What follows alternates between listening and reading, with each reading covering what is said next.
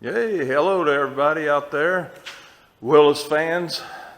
Welcome to part one of my Willys Wagon resurrection. And the reason why I call it resurrection is because I'm not restoring the vehicle, I'm going to resurrect it. I always feel like that if you're going to restore one, you're going to go back with the original components, the original engine, original type tires, so on and so forth. But I'm going to resurrect this, but I'm going to use a donor vehicle in order to do so. This unit here is a 1950, like as advertised, which I originally thought it was a 1949. And the reason for it is because of the hood that I've got on here is a 49 hood. So the hood still fits, everything fits. I believe everything's pretty much interchangeable between years. I would have to probably imagine when you hit the 60s that there may have been a few design changes. I really don't know that yet. A little bit about the vehicle I've been trying to get this thing titled for years. And when I originally purchased it, I purchased it from a fellow down in Arizona. And I had it transported from Arizona to Nebraska, where I lived at the time. And then from when I tried to get it titled in Nebraska, their title laws were just horrible. There's so much into it. I just felt like I just hold on to it, and one day I'll move somewhere else. And sure enough, I did. So I ended up getting another job over in Missouri. And I was there for several years in Missouri, but again, I tried to get the title done in Missouri. But again, their title laws weren't no better than, than being in Nebraska. So since then, I've retired, and the family and I ended up moving to Arkansas. So when we moved to Arkansas, I said, well, I'm going to try this thing again. So I did, and sure enough, they've got a bonded title in the state of Arkansas, which makes life so much easier.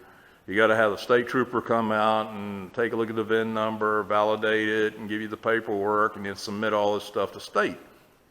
So that was all done last week. So the body title is in process after several years of owning this, and I'm just tickled pink. You just don't know.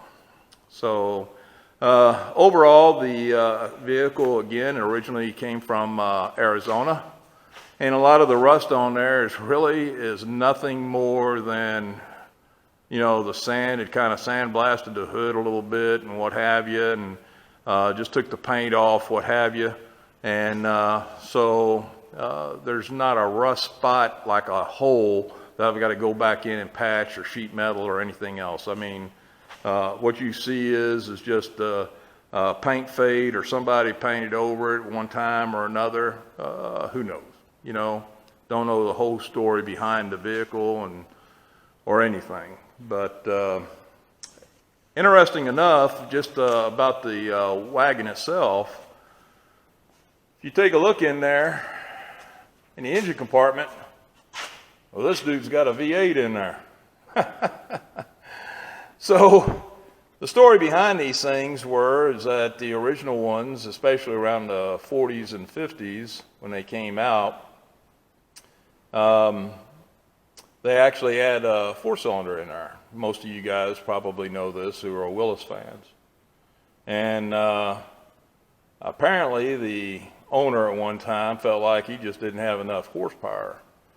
But the design of the motor, four-cylinder, is to be able to go, out in the woods and the boonies and what have you, be able to make it up steep hills. And these things were known to be mountain goats because of the gear ratios between the four-wheel drive as well as the rear end in there. They were just mountain goats. So apparently he felt like he just didn't have enough horsepower, so he decided to drop in this V8 engine. Well, of course, this engine, transmission, chassis, the whole 9 yards, it's going out.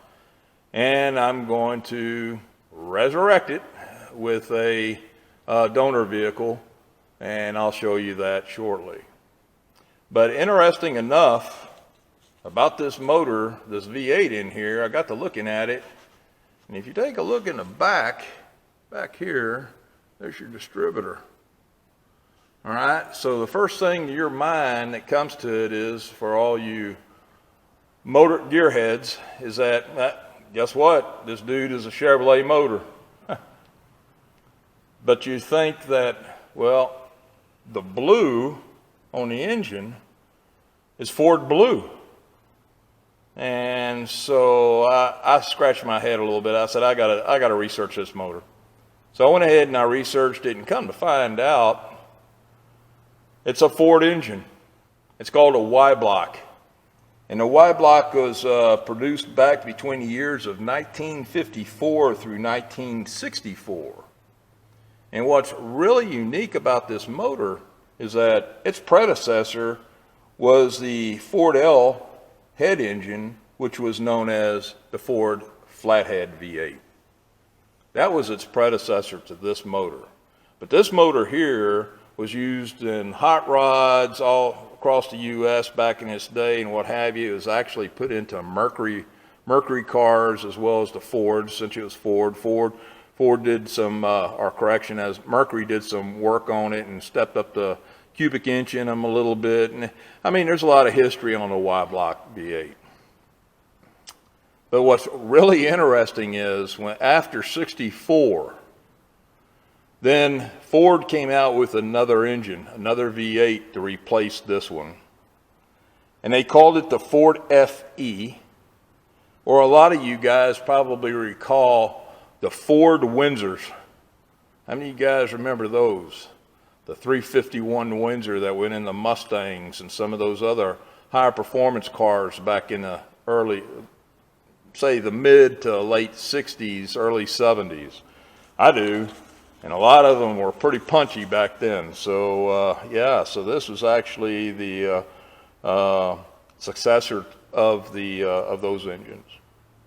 So overall, this motor will be coming out, the whole chassis will be coming out underneath the body, and I'll be replacing it with, again, the donor vehicle, and I'll show you guys that shortly. But when you take a look at and I don't have real good lighting in this garage. This garage has only been up for a couple of months, and I hadn't had time to get some lighting in here. So I'm kind of leaving doors open and running flashlights and what have you. But the other unfortunate thing in here, it doesn't have the original Willys Wagon seats. These come out of a Continental or something, of course. Now they need to go to the trash. I think the mice pretty much got in there on a lot of that. A lot of the doors, such as the glove compartment and the little side doors on the bottom, they're all functional. Side windows are still functional. You could actually slide those back and forth. The tailgate and what have you. I got a little rust spot over yonder, but I actually got a whole new tailgate for this thing. Got 2 additional doors in there, another grill. I got it up hanging on the wall and what have you. So I've got spare parts. I just don't have a 50s hood, but I got a 49 hood in case somebody wants to swap. So other than that, I am just absolutely anxious to get this thing under construction and get her resurrected. Because, you know, these things are really showboats when they're on the road. So even the state trooper came out, he was just simply amazed, and he said, man, I've always loved these vehicles. So let's go look at the donor. I still got it parked on the trailer. I picked it up for about $500, and it runs. Good running vehicle. Right now I got the hood open and a battery charger on there. I'm kind of doing trying to do some maintenance on the battery. So the charger I got is actually doing a sulfate cleaning. So this is a 1996 GMC Jimmy. And the only thing about the Jimmy is that when you take a look at the wheelbase from wheel to wheel, that's 107 inches. And the Willys Wagon wheelbase is 104. So that means I got to get up underneath there when this body comes off. I got to cut this and trim it back 3 inches. And that way then it actually look right when it's underneath the Willys. And being an SLT and a 4-wheel drive, you figure this vehicle is going to be perfect for underneath that Willys wagon. And it's kind of a shame in a way, as good a body that's still on this thing. You figure 96, come on, this thing's got a pretty decent body on there. So good shape. I'll be selling off all the body parts on there, the glass and what have you. I've seen a few of these things, Blazers and the Blazer and the Jimmys running around here, and they all got broken glass on them. This one's got a broken windshield on it. And I'm sure that they could probably use some of the glass and some of the parts or what have you on here.